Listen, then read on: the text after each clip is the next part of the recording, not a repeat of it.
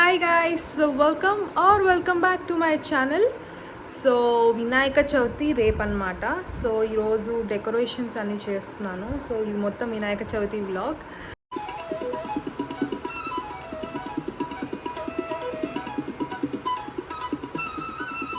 So background ఇదన్నమాట, నా బెనారస్ది ఉంది.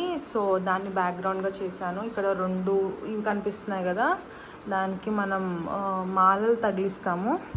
సో దీని మీద వస్తుంది అనమాట మొత్తం వినాయక సెటప్ అంతా దీని మీద వస్తుంది. సో యా, ఇంతవరకు వచ్చింది అప్డేట్. ఇంకా నేను వినాయకుని ఇంటికి తేలేదు, ఈవినింగ్ తెస్తాను. ఈవినింగ్ తెచ్చిన తర్వాత మనము మిగతా ప్రాసెస్ అంతా చూద్దాం.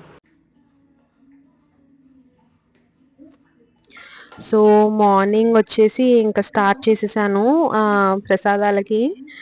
నేను ట్రెడిషనల్గా అంటూ ఏం చేయలేదండి, నార్మల్గా నాకు ఏమొస్తాయి అవే చేశాను అనమాట. సో అందులో వచ్చేసి ఫస్ట్ బెల్లం పాయసము, బోండాలు అలాంటివన్నీ చేసి పెట్టాను. ఒక 5 రకాల పిండి వంటలు,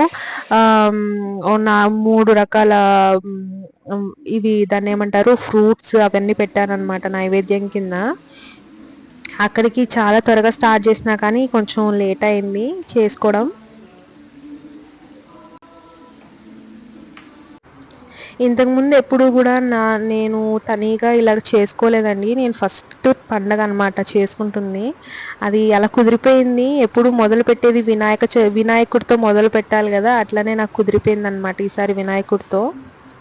ప్రతిసారి నేను అమ్మ వాళ్ళ ఇంట్లో ఉండడమో లేకపోతే అత్తమ్మ వాళ్ళ సైడ్ ఉండడమో జరిగింది. అంటే ఇంతకుముందు ఫస్ట్ ఫ్యామిలీ పెట్టింది హైదరాబాద్లో కాబట్టి, హైదరాబాద్లో అమ్మ వాళ్ళు ఉండేవారు కాబట్టి ప్రతి పండగకి అక్కడికి వెళ్ళిపోయేదాన్ని. నేను ఇంట్లో ఏం చేసేదాన్ని కాదు. సో ఇక్కడికి వచ్చిన తర్వాత మేము అలోన్గా ఉంటున్నాం కదా, సో పండగ చేసుకోవాలి అని అనిపించింది. ఇంక అందుకని చెప్పేసి అనుకున్నాను అనమాట, చేసే వరకు కరెక్ట్గా చేసుకుందాము, సిన్సియర్గా చేద్దామని చెప్పేసి అన్నీ తెప్పించి హాల్లోనే సెటప్ చేశాను అనమాట. వెనకాల ఉండేది వచ్చేసి నా బెనారస్ చున్నీ అండి. నేను పెద్దగా డెకరేషన్ ఏం చేయలేదు, నాకు తోచినట్లుగా చేశాను అనమాట. అన్నీ రెడీ చేసుకొని నేను రెడీ అయ్యి పాపని రెడీ చేసుకొని స్టార్ట్ చేసేసరికి 10:30 అయిపోయింది.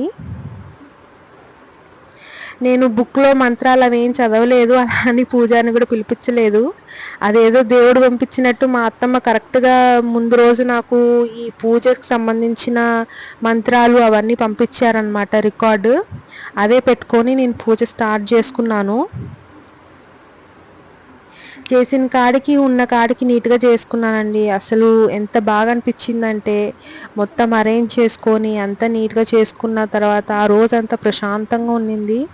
సాయంత్రం వచ్చేసి కొంతమంది వాయనం తీసుకోవడానికి అండ్ రెండోది వచ్చేసి దేవుణ్ణి చూడడానికి ముత్తైదులు వస్తారనమాట. అలా ఈవినింగ్ కొంచెం హడావుడిగా గడిచిపోయింది.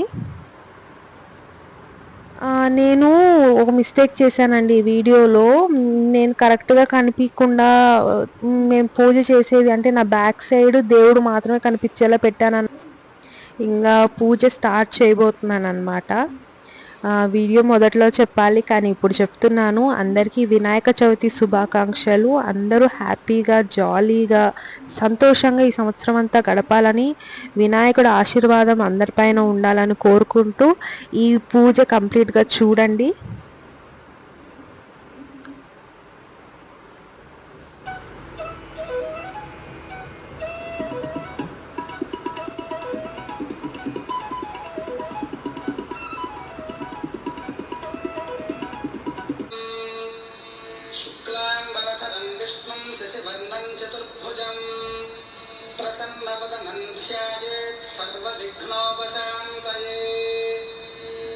सुमुखश्चैकदन्तश्च कपिलो गजकर्णकः लम्बोदरश्च विकलितानि नामानि यः पठेत् शृणुयादपि विद्यारम्भे विवाहे च प्रवेशे निर्गमे तथा सङ्ग्रामेभ्यो नमः हरिः ఓం. వినాయక చవితి వ్రతమును ఆచరించువారు స్నానం చేసి నూతన వస్త్రములను ధరించి తూర్పు ముఖముగా కూర్చొని దీపాలు వెలిగించి పసుపుతో గణపతిని తయారు చేసి ఆ గణపతిని మాధవాయ